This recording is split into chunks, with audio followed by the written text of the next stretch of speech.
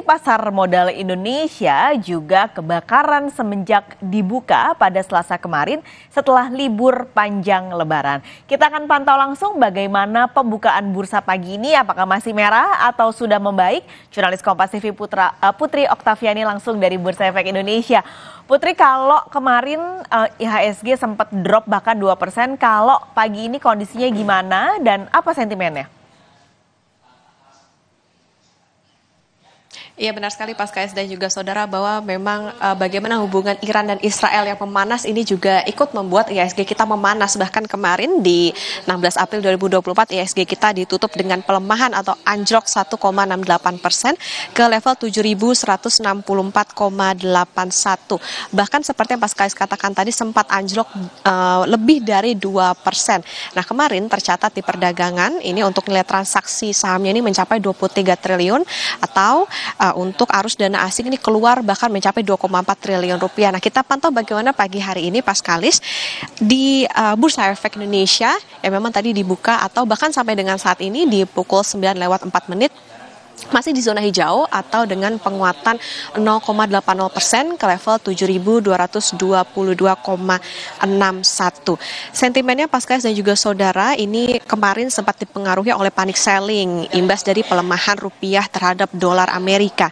Ini sebagai efek domino dari kekhawatiran investor akan serangan Iran dan juga Israel akan menyebabkan perang yang lebih luas. Selain itu juga adanya kekhawatiran ekonomi ini dipengaruhi dari harapan akan penurunan bunga The Fed ini sirna karena investor lebih melirik ke aset yang safe haven seperti emas, kemudian juga dolar Amerika Serikat dan lain-lain. Kalau kami kutip dari konten Pascais dan juga saudara, ini dari analis MNC Sekuritas Herditya Wicaksana mengatakan fluktuasi harga komoditas dan juga nilai tukar rupiah terhadap dolar Amerika ini masih membayangi IHSG.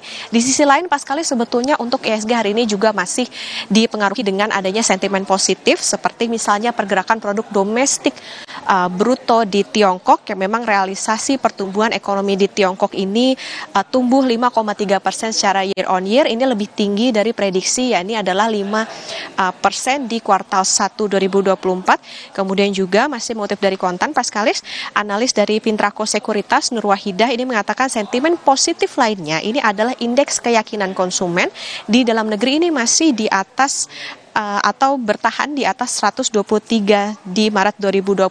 Nah, untuk situasi IHSG hari ini memang cenderung fluktuatif Pascais, jadi kita masih akan memantau seperti apa. Tapi yang bisa dicermati oleh para investor ini adalah saham pertambangan ini yang mendapatkan berkah begitu dari adanya pelemahan rupiah terhadap dolar, kemudian juga saham dari infrastruktur. Dan IHSG diprediksi memang hari ini ada yang memprediksi bahwa akan rebound di level atau di kisaran 7.200 sampai 7.240.